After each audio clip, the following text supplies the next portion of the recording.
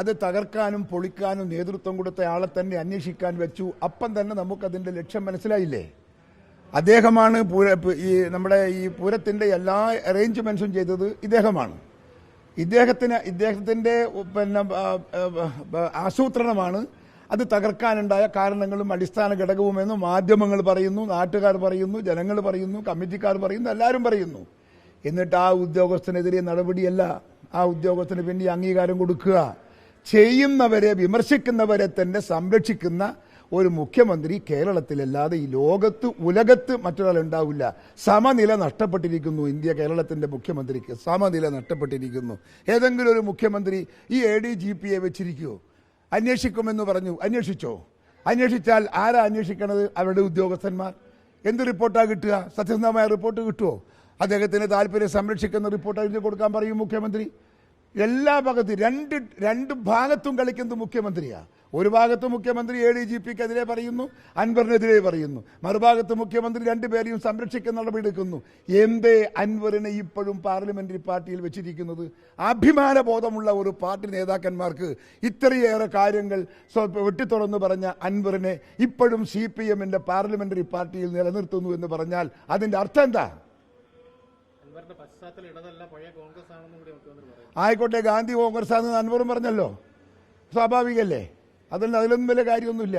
അൻവറിന്റെ എന്തിന് ഇത്ര വർഷക്കാലം അയാളെ കൊണ്ടു നടന്നില്ലേ? എത്ര വർഷമായി അൻവർ CPMൽ ചേർന്നിട്ട്? ആ CPMൽ ചേർന്ന അൻവറിനെ തന്നെയല്ലേ? എന്തുകൊണ്ട് അൻവറിനെ നടപടി സ്വീകരിക്കുന്നില്ല? ഇത്രയും എന്നാ പിന്നെ പറഞ്ഞാൽ പോലെ നീ കോൺഗ്രസ് വന്നാൽ നീ തിരിച്ചു പോകുമെന്ന് പറഞ്ഞ് അവനെ പുറത്താക്കണ്ടേ? പുറത്താക്കിയോ? എന്തുകൊണ്ടാണ് പുറത്താക്കാത്തത്? പുറത്താക്കിയാൽ പലതും ഇനിയും പുറത്തു വരും. അൻവർ ഇപ്പോഴും പലതും മൂടിവെച്ചാ സംസാരിക്കുന്നത്. അതുപോലെ ADGPയും പലതും മൂടിവെച്ചാ സംസാരിക്കുന്നത്.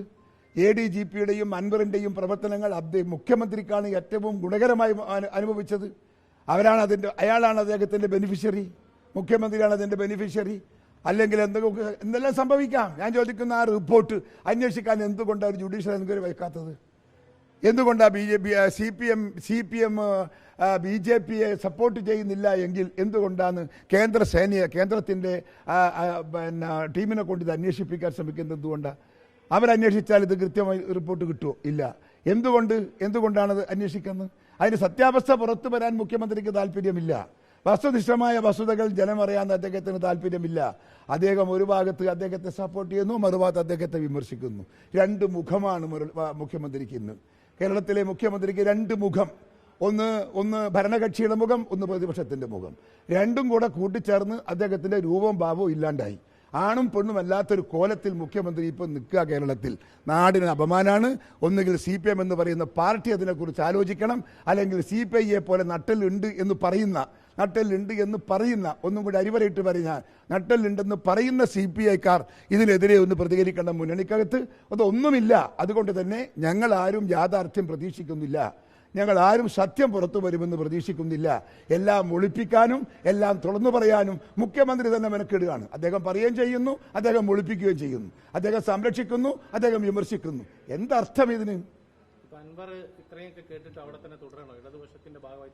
തുടരണോ എന്നുള്ളത് അവരല്ലേ തീരുമാനിക്കണം. അവർക്ക് നാണോ മാനോ ഉണ്ടെങ്കിൽ അൻവറിനെ വെക്കുവോ? ഇത്രയേറെ കാര്യങ്ങൾ പച്ചയായി പരസ്യമായി പറഞ്ഞിട്ട് അൻവറിനെ ഇപ്പോഴും എന്തുകൊണ്ട് നടപടിയെടുത്ത് പുറത്താക്കുന്നില്ല? നടപടിയെടുത്ത് പുറത്താക്കിയാൽ ഇനിയും പലതും വരും. അൻവർ രാത്രി ഫോൺ ചെയ്ത് പറയുന്നുണ്ട്, നിങ്ങൾ എന്നെക്കെതിരെ നടപടിയെടുത്താൽ ഞാൻ ഇന്നത് പുറത്തു കൊണ്ടുവരുമെന്ന് പറഞ്ഞ് ഭീഷണിപ്പെടുത്തുന്നുണ്ട്. ആ ഭീഷണിപ്പെടുത്തലിനെ ഭയപ്പെട്ടുകൊണ്ടാണ് അദ്ദേഹത്തെ പുറത്താക്കാൻ സാധിക്കാത്തത്. അല്ലെ, ഞങ്ങളാണെങ്കിൽ കോൺഗ്രസ് ആണെങ്കിൽ പാർട്ടിയിൽ നിന്ന് പുറത്താക്കിയിട്ടുണ്ടാവും, ഞാൻ കോൺഗ്രസിൽ നിന്ന് പുറത്താക്കിയിട്ടുണ്ടാവും. എൻ്റെ ഒരു പാർട്ടി MLA ആണ് ഇത് ചെയ്തതെങ്കിൽ ഞാൻ I will kick him out. സംശയം എന്താ കാര്യത്തിൽ? ഭീഷണിപ്പെടുത്തുന്നത് കൊണ്ടാണല്ലോ അദ്ദേഹത്തിന് ഇനിയും പറയാനുണ്ട്. അദ്ദേഹം പറയുന്നില്ല, എന്നിട്ടും അദ്ദേഹം പറയുന്നു. മുഖ്യമന്ത്രി എന്തുകൊണ്ടാണ് അദ്ദേഹത്തെ തള്ളി പറയാത്തത്? കഴിയുന്നില്ല. എന്തുകൊണ്ട്? മുഖ്യമന്ത്രിക്ക് കഴിയുന്നില്ല. മുഖ്യമന്ത്രിയെയും ശശിയെയും ഒക്കെ പേരെടുത്ത് പറഞ്ഞല്ലേ അദ്ദേഹം വിമർശിക്കുന്നത്. എന്നിട്ട് എന്തേ നടപടിയില്ലാത്തത്? നടപടിയെടുക്കാൻ ഭയമാണ്. പിന്നെ അദ്ദേഹത്തിൻ്റെ അടിയിൽ മനസ്സിൽ വേറെ പല രഹസ്യങ്ങളുണ്ട്. അതൊക്കെ വെളിയിൽ വന്നാൽ കൂട്ടേറ്റി പോണ്ടി വരും, അല്ലെങ്കിൽ CPMൽ നിന്ന് തന്നെ തല്ല് കൊള്ളേണ്ടി വരും മുഖ്യമന്ത്രി.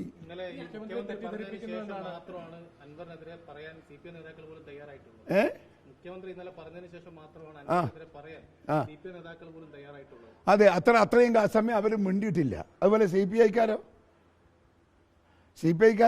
CPIക്കാരും അത് തന്നെ.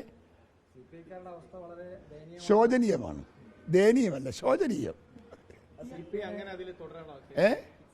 എന്തിനാണ് എന്നതാണ് CPIക്കാരോട് ഞാൻ ചോദിക്കുന്നത്. എന്തിനാണ് ഈ അഭിമാനവും അന്തസ്സും കളഞ്ഞു കുളിച്ച് നിങ്ങളുടെ അടിമകളെ പോലെ CPMന്റെ പിണറായി വിജയന്റെ കിങ്കരന്മാരുടെയും കീഴിൽ എന്തിന് നിങ്ങൾ ശ്വാസം മുട്ടണം?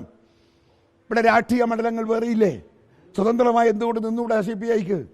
CPI പറയാന്നല്ലാതെ പ്രവർത്തന രംഗത്തേക്ക് എന്തുകൊണ്ടാണ് CPIക്കാർക്ക് ധൈര്യമില്ലാത്തത്? അവർക്കും ചില ആശങ്കകളുണ്ടെന്ന് തോന്നുന്നു എനിക്ക്. ഇപ്പോൾ UDF തെറ്റിദ്ധരുത്തി അവർ വരുന്നുണ്ടെങ്കിൽ ഞങ്ങൾ പരിഗണിക്കും. നിങ്ങളിപ്പോൾ തീരുമാനിച്ചിട്ടൊന്നുമില്ല, ഞങ്ങൾ ചർച്ച ചെയ്തിട്ടില്ല. പക്ഷേ തിരുത്താൻ അവർ തയ്യാറാണെങ്കിൽ ഞങ്ങൾ CPI ഞങ്ങൾക്ക് എടുക്കുന്നതിനെ കുറിച്ചൊക്കെ പാർട്ടി അടിയന്തരമായി ചർച്ച ചെയ്യും. അതെ, ആവശ്യത്തിന് വിലയില്ല എന്നല്ല, ആവശ്യത്തിനോട് ആത്മാർത്ഥതയില്ല. അവർ പറയുന്നതൊന്ന്, പക്ഷേ അത്രയൊന്നും ആത്മാർത്ഥത അവർ കാണിക്കുന്നില്ല.